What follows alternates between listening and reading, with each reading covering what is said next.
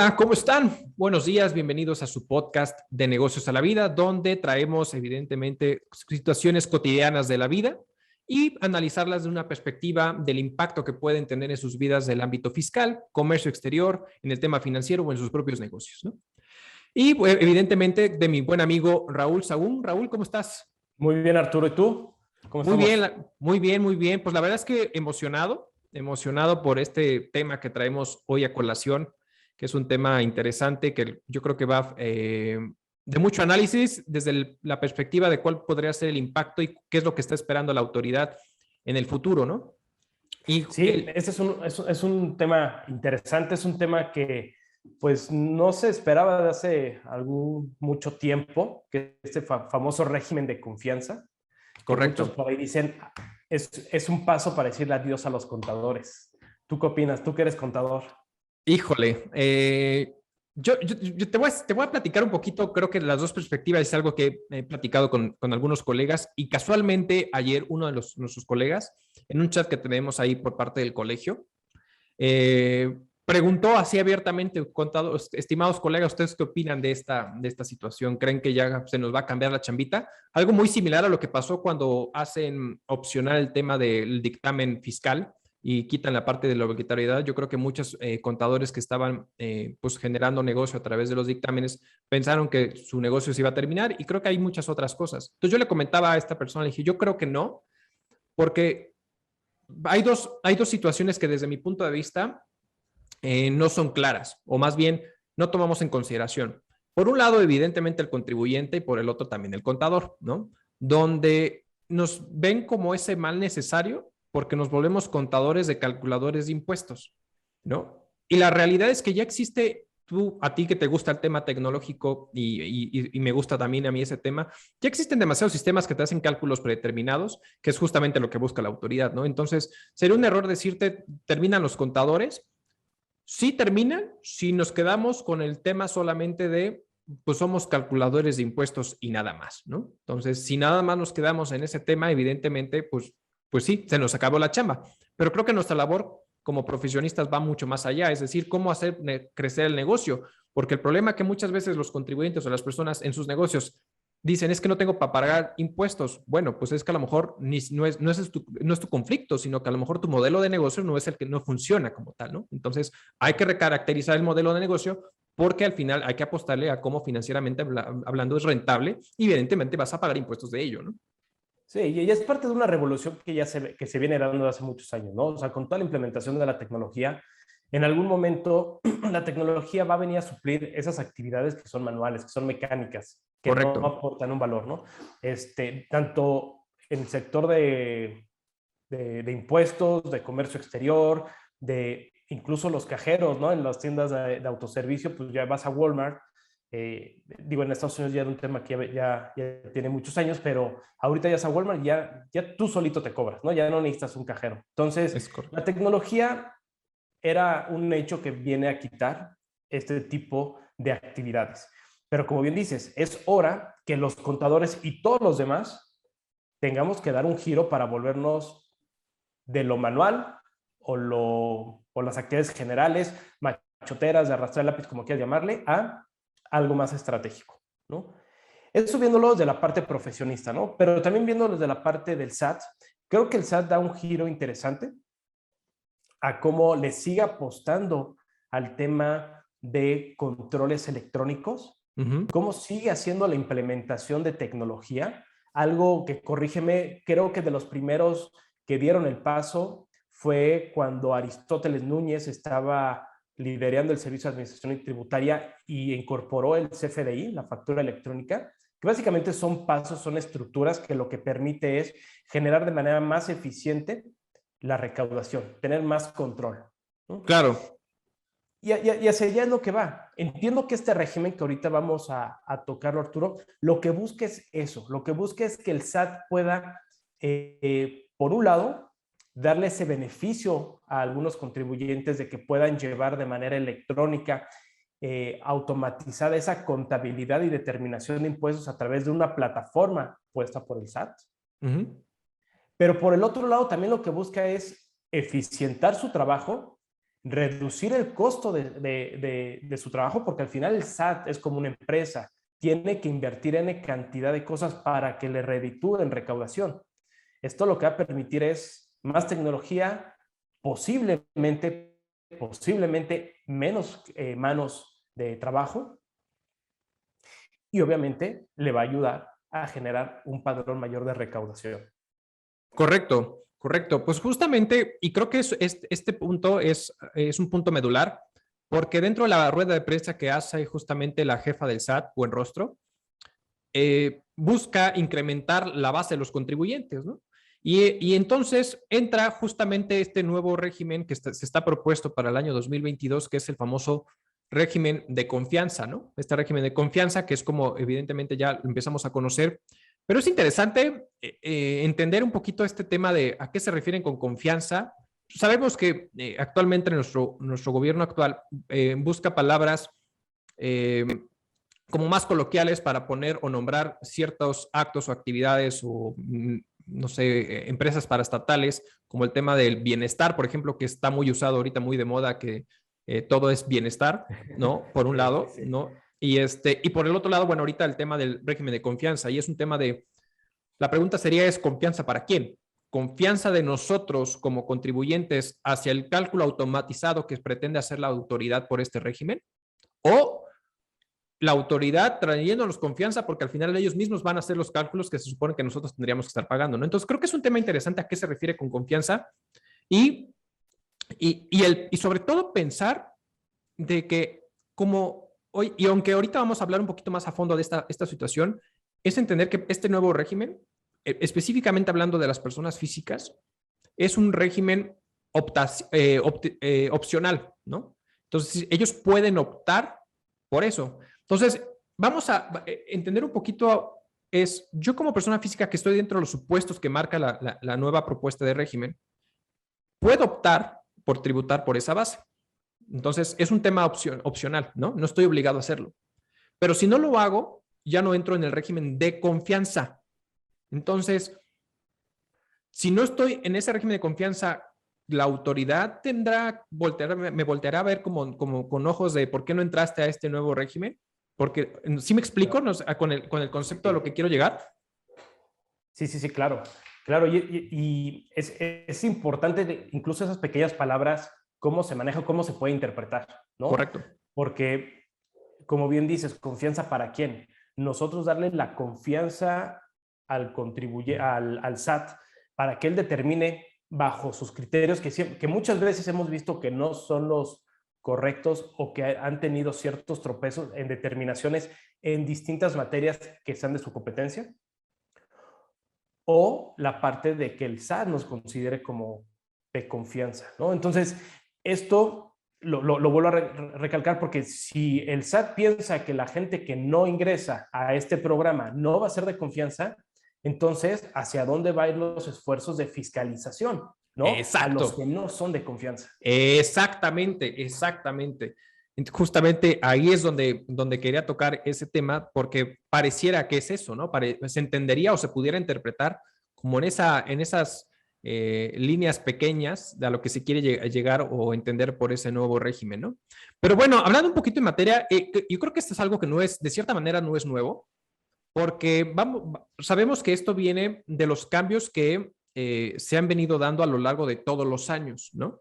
Y este régimen, de cierta manera, ya era un régimen que en un momento dado ya existía, ¿no? Por ahí del año 98 empezó o entró en vigor el nuevo régimen cuando cambian de contribuyentes menores a los famosos repecos, ¿no? Entonces, Okay, sí, claro. este régimen de pequeños contribuyentes donde pagaban un porcentaje que iniciaban con un 3%, después bajó un 2%, después iban entre un 0.5% y hasta 2.5%, dependiendo de tus ingresos brutos justamente, ¿no? Entonces, era una cuantía que tú pagabas de manera fija constantemente, de manera mensual o bimestral directamente al Estado. Y por ahí del 2004 hay un cambio importante para el tema de los repecos, justamente. ¿Por qué? Porque entran los gobiernos estatales dentro de esta ley de coordinación fiscal que se adhieren al convenio justamente con el gobierno federal para que sean los gobiernos estatales que administren justamente la recaudación a través de estos repecos, ¿no? Y entonces, de cierta manera era, pues ellos, tú te acordarás, llevaban en su libretita, tú ibas a una tienda de conveniencia y llevaban sus libretitas a las personas ahí con sus misceláneas pequeñas en una esquina, pues llevaban en libretitas anotado todas sus ventas, ¿no? Y con eso decían, bueno, pues voy y pago, evidentemente, al gobierno, pues lo que me toca, el porcentaje que me toca como tal, ¿no? Entonces, Sí. y no había más cosas que hacer, más que eso, ¿no? Ok, entonces este es un sistema que ya se venía dando, que ya había un régimen de confianza en algún momento que eran, entiendo, los que antes era el Repeco, ¿es correcto?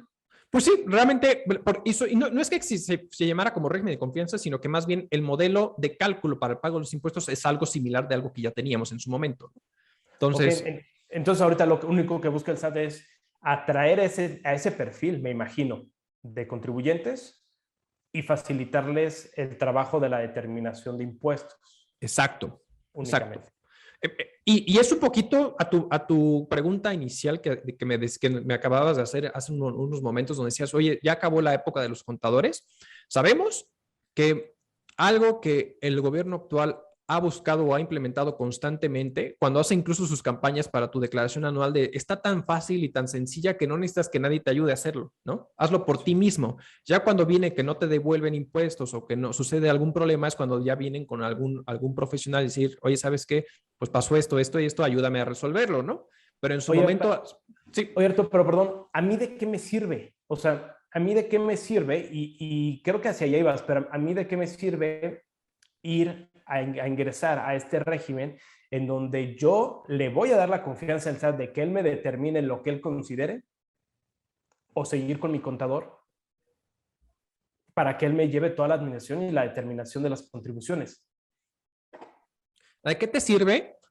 Mira, yo pensaría que más bien aquí yo creo que así tu persona quieres llevar a implementar algo sencillo, yo creo que va a haber dos temas bastante interesantes ahí, que es una, pues la simplificación administrativa de cierta forma de llevar tus controles contables fiscales, ¿eh? Ojo, fiscales, porque al final bajo este nuevo régimen no hay una obligación como tal de llevar tu propia contabilidad, simplemente es con los comprobantes que tú emitas que sean efectivamente cobrados, ¿no? Tú vas a pagar un impuesto inherente y se acabó, ¿no?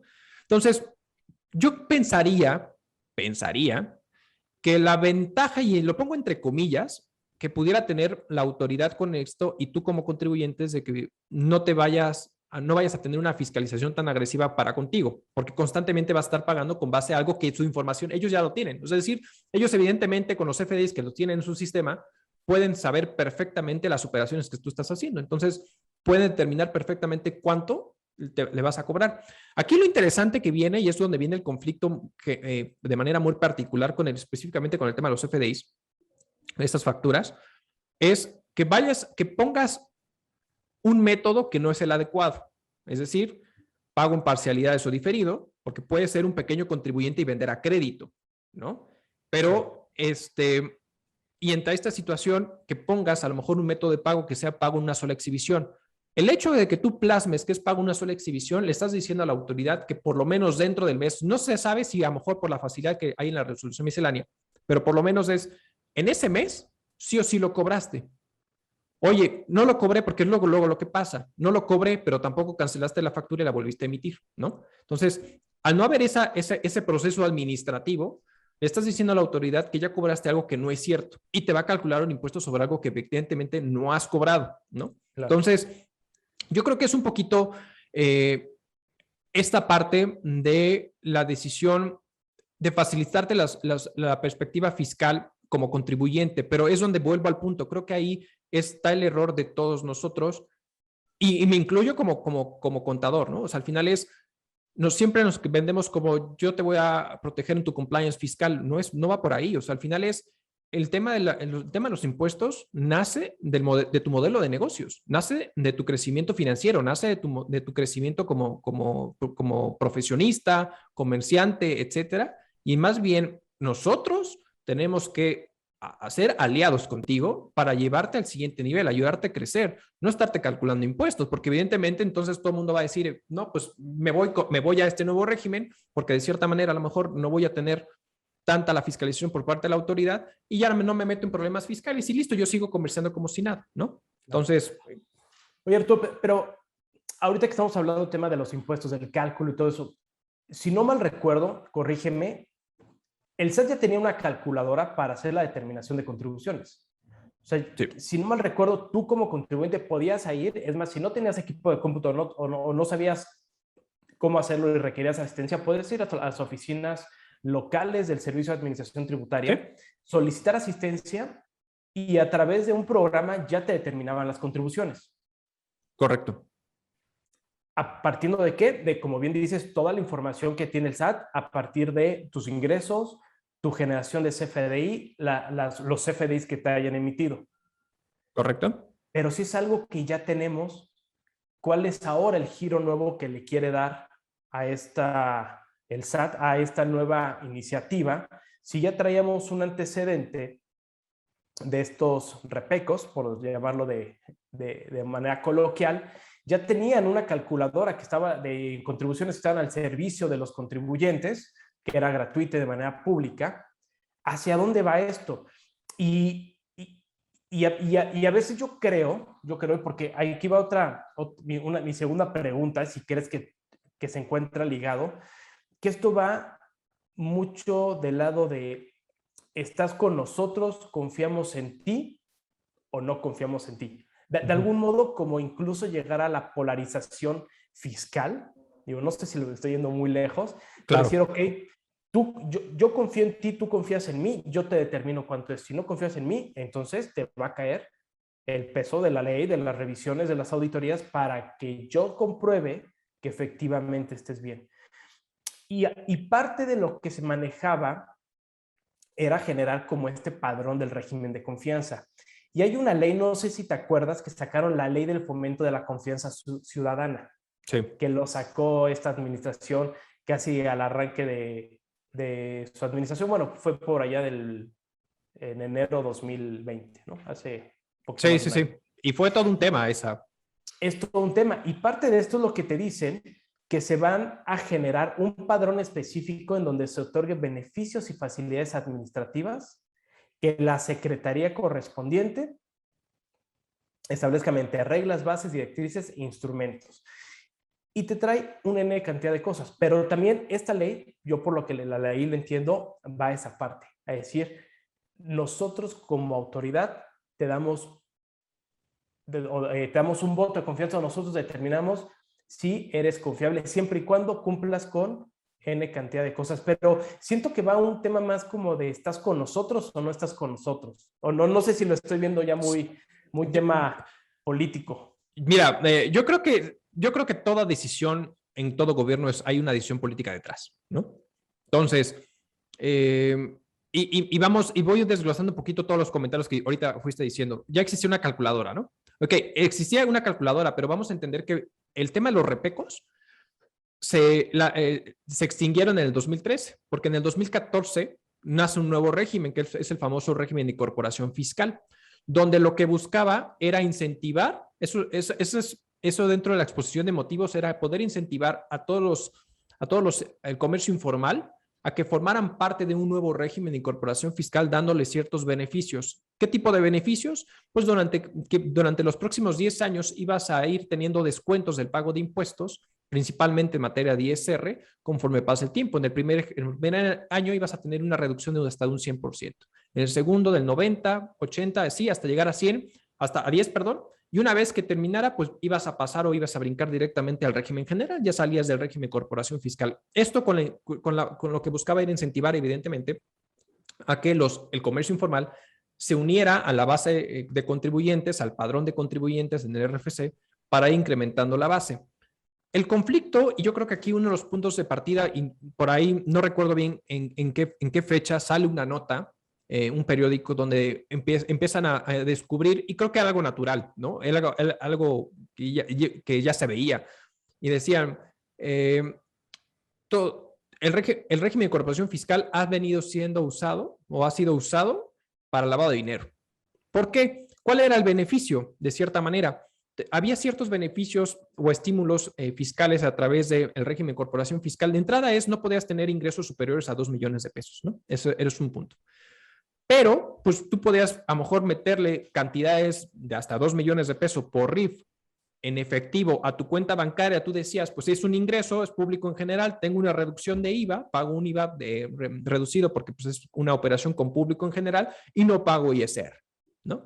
Entonces, se empezó a usar este tipo de régimen para este tipo de prácticas ilegales. Entonces, yo creo que a pesar de que fue un régimen que sí ayudó a recaudar impuestos hacia el SAT, se empezó a usar de esta mala praxis, que es algo que esta autoridad o esta nueva, y el SAT actualmente ha estado vinculando y ha estado diciendo no, no va, ¿no? Por eso proponen regresar de cierta forma al régimen que existía en su momento, que era el famoso REPECO, a este nuevo régimen, porque literal es, derogan toda la sección segunda, perdón, del tema de, es la sección tercera, si no me equivoco, del régimen de corporación fiscal, es literal, la desaparece, ¿no? Del capítulo 2 del impuesto sobre la renta, y ingresan una nueva sección, que es la sección cuarta, que es el régimen de confianza, ¿no? Entonces, regresando justamente a decir, tú vas a pagar un impuesto sobre los ingresos efectivamente cobrados a una tasa progresiva, dependiendo de tu nivel de ingresos, que va desde el punto 5 hasta el 3%, si no me equivoco, ahí me corrige si estoy diciendo cualquier tarugada, mi estimado Raúl. Sí. Pero justamente es esa parte, ¿no? O sea, al final es regresar a ese punto, ¿no? Es hasta 2.5, perdón, 2.5%, ¿no? Ok, pero entonces sí vamos a tener un beneficio si nos pasamos a este régimen de confianza. Sí hay un cierto beneficio, porque al final es, de entrada vamos a tener que, hay un tope para poder entrar a este nuevo régimen. Es el año pasado o un año anterior no puedes haber tenido ingresos superiores a 3.5 millones de pesos como persona física, ¿no? Y tampoco vas a poder tener el beneficio de entrar a este régimen si eres como persona física, tienes o tomas decisiones dentro de una sociedad mercantil, ¿no? Es decir, si eres socio accionista de alguna sociedad, no vas a poder entrar a este beneficio, este régimen de confianza y tendrás que tributar en la sección que te toque del título cuarto como persona física, ¿no?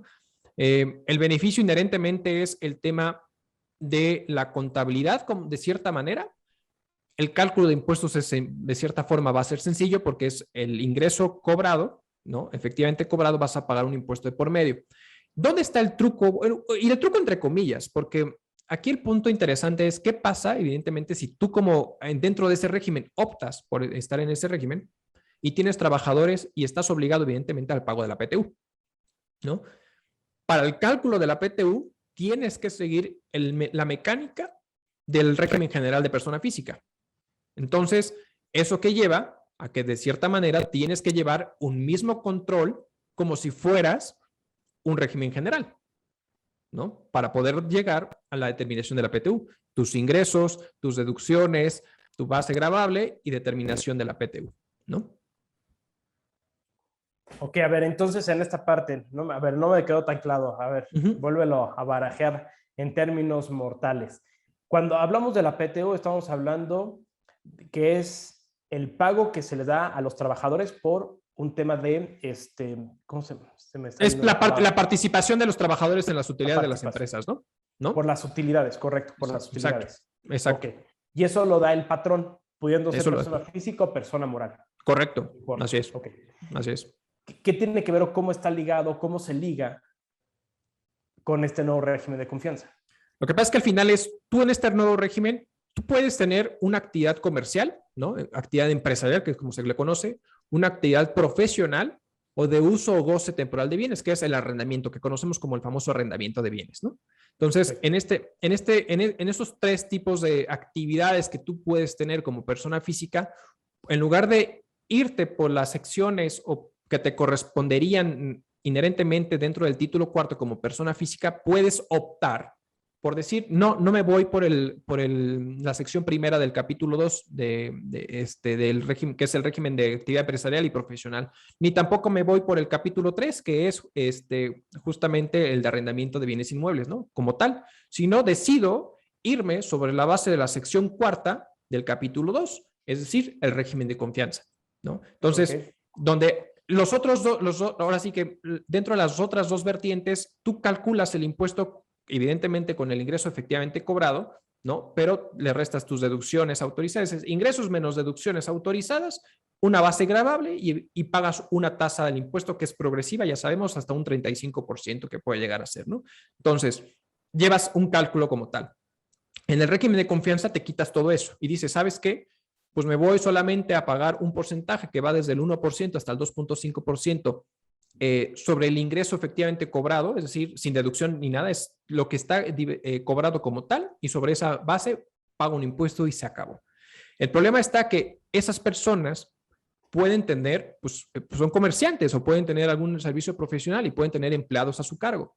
Entonces, esos colaboradores que van a tener como tal, tienen derecho a participar de las utilidades que genere esta persona como patrón, ¿no? La famosa PTU. Para calcular la PTU, sí te dice que debes hacerlo conforme a las reglas generales del régimen general. Ingresos, menos deducciones, etcétera. Entonces, al final, si bien no hay una obligación inherente como tal de llevar una contabilidad para efectos de este régimen de confianza, la tienes que llevar para poder determinar evidentemente la PTU. Perfecto, Arturo. Ok, ya me queda claro la parte del PTU. Oye, otro de los beneficios que entiendo que tiene este régimen es el de las tasas de tributación, ¿no? Que tienen ahí un porcentaje que va desde el 1% y que va siendo progresivo y que va relacionado hasta con un ingreso máximo de 3.5 millones de pesos. ¿Cómo se maneja ahí? Platícanos. Sí, la verdad es que son tasas bastante atractivas. Son tasas que van desde el 1%, sube a 1.10, 1.5, 2 y hasta 2.5%. Y el ingreso tope bajo este régimen para efectos de personas físicas es hasta un ingreso de 3.5 millones de pesos en el ejercicio, ¿no? Okay. ¿Y por qué menciono el tema del ejercicio? Porque el punto es que tú no puedes sobrepasar este ingreso como tal o incluso estimándolo, ¿eh? ¿Y a qué voy? ¿Y a qué me explico con estimando el tema del ingreso? En nosotros hay una mecánica para decir, bueno, si evidentemente no tienes porque primero te dice, oye, ¿sabes qué? Si tú dentro del ejercicio anterior no superaste los 3.5 millones de pesos, date e inscríbete o muévete a este régimen de confianza, ¿no? Pero si no tienes antecedentes como tal, lo que realmente se hace la autoridad es tú puedes entrar a este régimen, pero tú tienes que hacer una estimativa de cómo va a estar tu nivel de ingresos. Y me explico con este punto. Vamos a pensar que a lo mejor en enero tú recibes un ingreso de 200,000 pesos, en febrero 100,000, no sé, en mayo de repente recibiste 1 millón de pesos, etcétera, ¿no? Entonces, aquí lo que te dice la autoridad es, tú tienes que sacar una estimación más o menos de cuánto va a ser el nivel de ingresos que tú vas a tener para que cuando tú pases los 3.5 millones de pesos en el ejercicio, es decir, en el momento que lo pases, al mes siguiente, literal, al mes siguiente, ni siquiera es al siguiente ejercicio, siguiente año, es al mes siguiente ya paga los impuestos conforme al régimen general, ¿no? Es decir, al capítulo que te corresponda dentro de tu actividad económica, pero ya no dentro del régimen de confianza. Si tú tuvieras ingresos del año anterior y a lo mejor iniciaste operaciones por ahí de julio, ¿no? A lo mejor no, es decir, vienes de un 2021, donde iniciaste actividades económicas en julio, no necesariamente en enero, lo que te dice es, bueno, ¿cuál fue tu nivel de ingresos que obtuviste de julio a diciembre? Divídelo entre los días de ese periodo y multiplícalo por 365 días, de tal suerte para saber si realmente hubieses rebasado los 3.5 millones de pesos y saber si puedes o no entrar a este nuevo régimen, ¿no? Entonces, Okay. es un poquito cómo se maneja, ¿no? Ok, entonces aquí tenemos una limitante que es el monto, ¿no? Para el Correcto. contribuyente que se quiera brincar aquí hay un monto máximo de 3.5 millones, si no, si lo rebasamos empezamos a hacer la tributación conforme las tasas generales. Correcto. Ahora, ¿qué pasa, Arturo? O sea, ya vimos que puede ser incluso una persona física quien se suba a este esquema.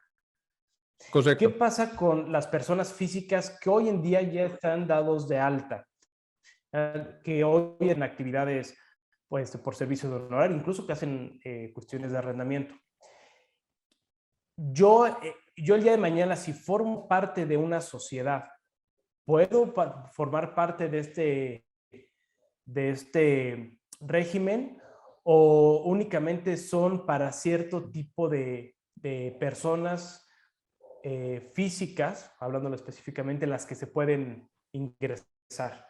¿cómo va a estar aquí el juego? Porque es una parte bastante interesante. Creo que ya cuando empezamos a hablar de números ya empieza aquí a notarse el beneficio de que podemos tener una tributación menor, y ahora sí me queda más claro el cómo quiere el SAT atraer, ¿no?, a más padrón de contribuyentes. Un ejercicio que ya, como bien comentaste, fue con los repecos en su momento, con el régimen de incorporación fiscal, ahora le quiere llamar régimen de confianza.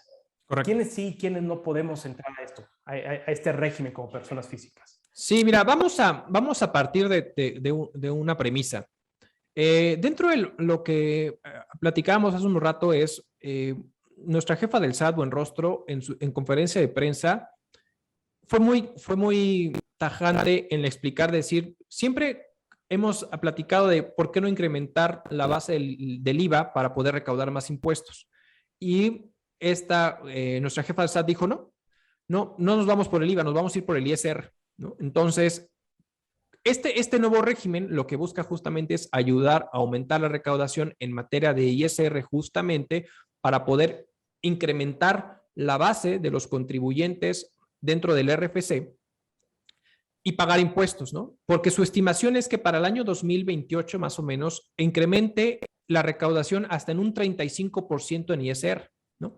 Entonces, eso es la primera premisa. Están apostando al ISR, ¿no? No como tal al IVA, ¿no? Tan es así que incluso en IVA, sin meternos en más temas, el tema de, por ejemplo, todos los productos higiénicos de mujeres, pues lo están proponiendo que sea una tasa cero, ¿no? Por ejemplo. Entonces, ya le están quitando el 16%, son dentro de las propuestas que existen, ¿no? Entonces, ahí nos damos cuenta que lo que realmente está buscando la autoridad es irse sobre la base del ISR. Ahora bien, cuando los repecos migran al régimen de incorporación fiscal en su momento, la autoridad automáticamente migró, es decir, los que estaban dentro del régimen repeco y el famoso régimen de intermedio que también existía, los migró automáticamente al régimen de incorporación fiscal, ¿no? Y posteriormente todos los que estaban en el régimen general podían optar por un escrito ingresado justamente en la plataforma de la autoridad para poder tributar conforme al régimen de incorporación fiscal, ¿no? Seguramente la transición posiblemente para estos efectos es la gente que está inscrita en el régimen de incorporación fiscal, posiblemente la autoridad hará la migración automáticamente a el régimen de confianza y aquellas personas que estuviesen en el régimen general de personas físicas, a lo mejor van a poner ahí establecer, como generalmente sucede, que a más tardar al último día del primer mes, tú ingreses un escrito para desear tributar por el régimen de confianza y listo, ¿no? Seguramente esa va a ser como la transición que se puede llegar a generar para poder tributar en este tema, ¿no? Pero aquí el punto es, ¿quiénes sí van a poder tributar? ¿No? Como bien lo comentabas. Hay ciertas limitantes donde hay ciertas personas que no van a poder tributar como tal en este nuevo régimen, que de entrada te diría, son aquellas, evidentemente si supera los 3.5 millones de pesos, ni de chiste vas a poder estar tributando ahí, ¿no? Pero también hay otras limitantes, como por ejemplo, si tú eres una persona física, que eres un socio o eres un accionista de una persona moral, así tal cual, no dice de qué tipo de persona moral, si es mercantil o civil, simplemente dice de alguna persona moral, o que seas parte relacionada, conforme al artículo 90, específicamente cuando describe la parte relacionada, si es para temas muy prácticos, parte relacionada es cuando tú como persona tienes una relación de cierta manera, no necesariamente directa, porque puede ser incluso hasta indirecta, pues, es decir, puede ser tu primo Raúl, en este caso, quien está involucrado y hay un tema de partes relacionadas ahí. Entonces, no pueden tributar, ¿no? Como en este régimen, ¿no? Si eres residente en el extranjero, no puedes tributar con este régimen. Si eres una persona que tienes a lo mejor inversiones en un régimen fiscal preferente, los famosos, como le llamaban anteriormente, paraísos fiscales, en un país que tiene una baja imposición, una baja tasa de tributación, a eso se le conoce como refipres, o si percibes ingresos por asimilados a salarios, ¿no? Como tal. Entonces, eso es muy tajante y ahí la autoridad te dice, cualquiera de estos supuestos no vas a poder tributar bajo este régimen de confianza como tal, ¿no? Ok, perfecto. Entonces ya, ahí empezamos a cerrar un poco el candado de quiénes son. Y otro de los puntos que me llama la atención de aquí es que me queda claro que si esto avanza, se debe generar su propia normativa, ¿no? Debe Correcto. de establecerse el punto y coma de cómo se va a trabajar. Ujú. Una de las partes que a mí me brincó y que tiene que ver al principio con la broma de que si los contadores van a desaparecer o no, Ujú. es qué va a pasar el día de mañana. Y digo, es una pregunta al aire porque la realidad es que no sabemos, pero ¿qué va a pasar mañana, el día de mañana cuando los contribuyentes que opten por utilizar este régimen con poco o nulo conocimiento o sin la capacidad de asesorarse contra en teoría es parte de lo que se busca, darles ese beneficio de ahorro? Digo que realmente creo que al ver ahorita las tasas impositivas eso es realmente el beneficio, pero ¿qué va a pasar cuando el SAT empieza a determinar de manera indebida, ¿no?, las contribuciones? ¿Qué va a pasar si determina montos de más? Y a qué voy, no es de que le vaya a echar la culpa al SAT o a su sistema, ¿no? Porque todo Correcto. es electrónico, pero también hay una gestión previa en donde el contribuyente y los terceros relacionados con los que hace comercio van a estar los implicados en cómo se genera el CFDI, que efectivamente hayan hecho el pago, el complemento, emitido el complemento de pago, hayan emitido bien el CFDI, que hay un tema que ahorita quiero tocarlo contigo, Arturo, porque también aplica a las personas que van a entrar, que son para los de arrendamiento de inmuebles. Y a veces, como dices, no está bien declarado la forma de pago. Hay lugares que a veces, no sé si de manera intencionada o no, pero no te emiten los FDIs o a tiempo, Correcto. ¿no? Así Hablando es. de establecimientos, ¿no? Generalmente restaurantes, a veces hoteles, etcétera, no, a veces farmacias, no te generan de manera inmediata el CFDI. Vamos a estar ahora más involucrados, Arturo, en la parte del comportamiento y cumplimiento de los terceros relacionados. Correcto. Y esto va también en función a que puede empezar a crecer una lista de toda la gente que puede encuadrar en los supuestos de la lista negra del SAT, del 69B, Así es. ¿no? Y que una persona, y todo esto lo traigo a colación porque igual una persona, y con, con el respeto necesario, nada más se ejemplifica, que puede tener una papelería o una tortillería que quiera brincar este régimen, pues no va a tener ni una idea, ¿no?, de dónde buscar, cómo cuidar, cómo lograr ese compliance. Y ahí es parte donde, ¿qué va a pasar tú? O sea, ¿qué va a pasar el día de mañana si le sale el tiro por la culata a este pequeño empresario, a esta persona física con actividad empresarial o de servicios, en donde resulte que por subirse a este régimen de confianza, meterse al padrón tanto de confianza como de contribuyentes, pues resulta que no le sale bien? O sea, ¿qué va a pasar? ¿Contra quién nos vamos a ir a pelear? Pues, mira, yo creo que al final es, eh, como contribuyente siempre vamos a tener el derecho de poder eh,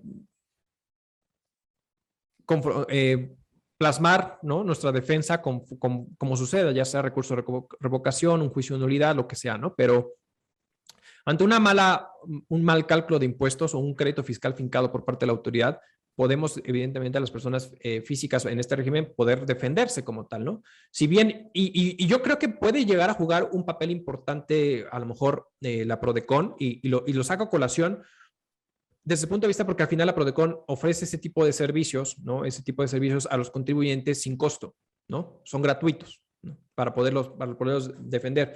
El problema es si en un momento dado, bajo la estructura de tener, eh, ¿cómo le llama nuestro gobierno esta parte de reducción de gastos, esta austeridad, ¿no? Austeridad Esta austeridad que tiene, republicana. exactamente, pues a lo mejor bajas presupuestos a este tipo de dependencias, incluyendo la Prodecon, y a lo mejor en un momento dado puede no darse abasto para poder defender a tanto contribuyente y listo, ¿no? Para poder llegar a eso, ¿no? Sí, no, y completamente de acuerdo contigo que existen instancias, ¿no? O sea, al final vivimos en un derecho positivo y hay forma de manera legal de poder impugnar algo. No, yo me refiero más, era como un comentario más retórico en el sentido de qué va a pasar, porque igual este pequeño contribuyente, Ah, claro. por la cabeza les va a salir el cómo le está determinando el SAT.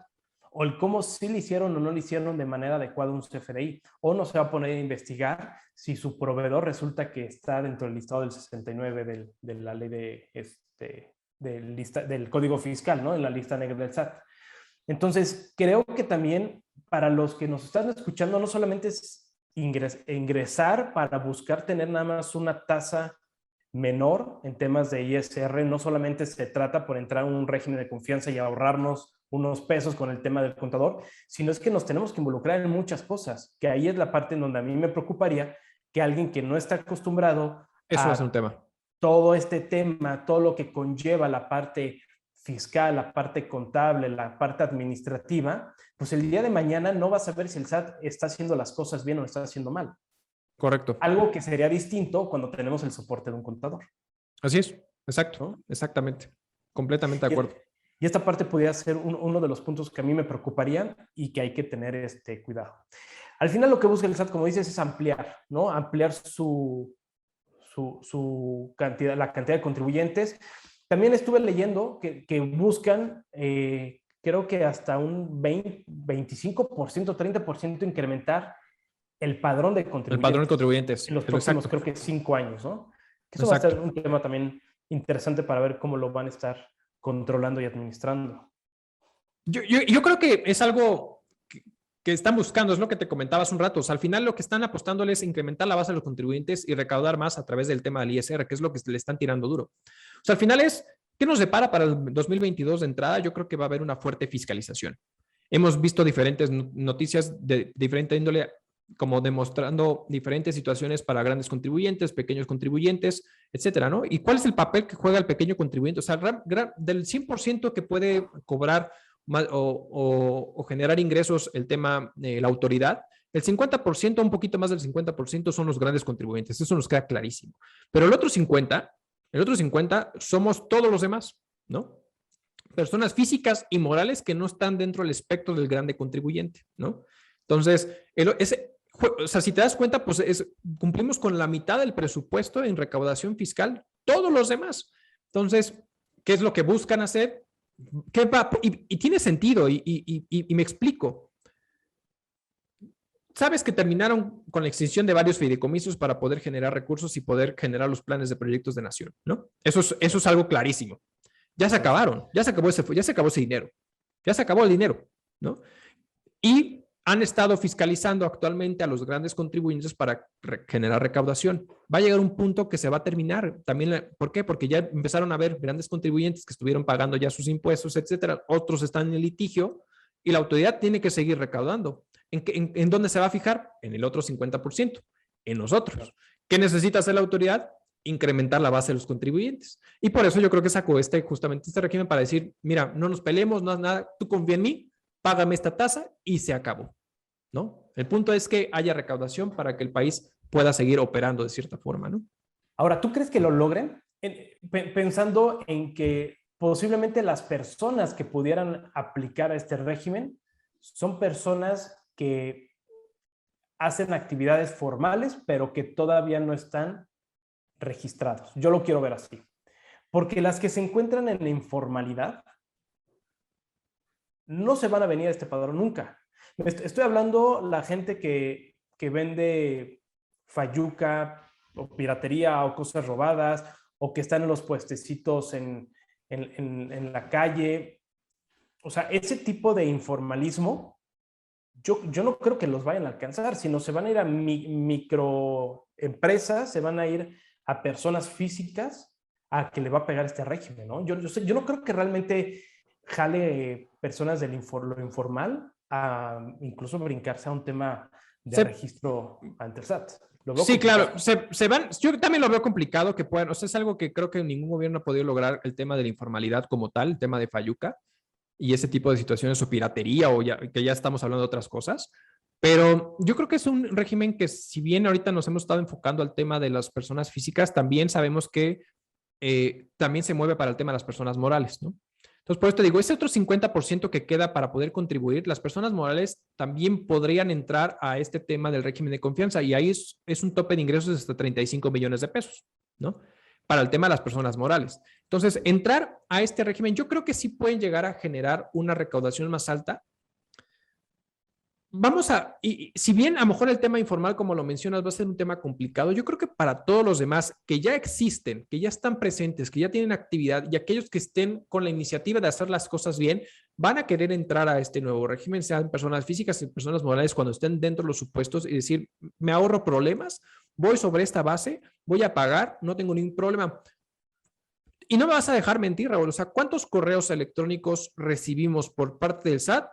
Constantemente tienes un mensaje de buzón tributario o ese tipo de cosas, o te invitamos, es cuando literal es, ya estás a 10 días de que venza tu obligación de pago de impuestos, ya estás a 5 días que ya hoy se vence tu pago de impuestos, ya no la presentaste. Recordemos, o sea, te bombardean con tantos correos que yo creo que las personas que, como bien lo mencionas, no tienen esa cultura tributaria como tal, y se pueden asustar y dicen, mira, no me quiero asustar, no quiero tener broncas, me voy sobre el régimen. Entonces yo creo que en esa parte sí lo pueden llegar a lograr, porque dentro de, si bien hablar como de terrorismo fiscal es bastante agresivo, yo creo que lo que sí está sucediendo es, falta cultura tributaria, falta. O sea, México no tiene cultura tributaria, ¿no? Y dos, pues la gente también le causa conflicto de estar recibiendo constantemente, porque también ya mensajes de texto, porque al final es el teléfono se registra, tu celular se registra dentro del buzón tributario para tener comunicación con la autoridad. Entonces, si no recibes tu correo, pues recibes mensajitos de texto. Entonces, la verdad es que es sofocante estar constantemente recibiendo por parte de la autoridad ese tema. Entonces, pues, ¿qué te queda? Confiar en que la autoridad va a calcular tus impuestos como debe ser para que pagues lo que tiene que ser, ¿no? Claro. Y ahorita, de hecho, hacia ese punto quería llegar, y qué bueno que lo dices, porque dijiste un punto importante. Va a haber personas físicas y morales que ya se encuentren registrados y que quieran brincar a este régimen. Correcto. Y hacia allá quería ir en esta parte porque la jefa del SAT, Raquel Buenrostro, en una de las entrevistas que da, menciona que lo que busca es incrementar la base a través del inicio de procedimientos de regularización y nuevas incorporaciones. Entonces, este aumento en la tributación y lo que busca generar no solamente son de las nuevas incorporaciones, sino también es un beneficio que está dando a ciertos contribuyentes que ya están registrados, que no están regularizados. Y eso es un esquema que también se puede utilizar para decirles, señores, vénganse, regularicen, paguen conforme a lo que se establezca este nuevo régimen y de aquí para adelante, pero ya vigilados por el SAT porque yo te voy a determinar. Es correcto. Sí, claro. No. O sea, al final es, pusieron, no pusieron, más bien dijeron, no va a haber un incremento de impuestos. Tanto el gobierno federal, es decir, nuestro presidente como Buenrostro dijeron, no va a haber un incremento de impuestos, pero sí va a haber una alta fiscalización. Una alta fiscalización. Entonces, sí, yo creo que por eso este régimen puede, ahora sí que le puede pegarle al gordo, ¿no? Por esta alta fiscalización que puede llegar a existir el próximo año. O sea, yo sí creo que va a haber muchas auditorías en el 2022, ¿no? Muchas invitaciones coercitivas por parte de la autoridad en el 2022 para poder regularizar tu situación de los años anteriores y del corriente, ¿no? Entonces, creo que va a ser un tema muy interesante, extenso, que va a dar mucho de qué hablar. Evidentemente, apenas esta propuesta se ingresó a la Cámara de Diputados, evidentemente va a estar en discusión, se tiene que aprobar, tiene que ir al Senado, etcétera, para después ser publicada en el Diario Oficial de la Federación como tal y ver realmente cómo quedó la propuesta inicial que ingresaron justamente la autoridad a la Cámara Baja, ¿no? Claro, perfecto. No, es un tema bien interesante, es un tema que vamos a seguir viendo en los siguientes meses. Va a haber mucha tela de dónde cortar. Así es. Y Arturo, nuevamente se nos acaba el tiempo, esto se va Exacto. como agua. De mi parte es todo, en verdad agradezco ahora sí que la cátedra que nos acabas de dar, bastante interesante. Es un régimen que hay que considerarlo. Como contribuyentes debemos estar al pendiente de si nos conviene o no subirnos a esto y de cualquier modo regularizarnos y estarnos al día. ¿Algún último comentario, Arturo?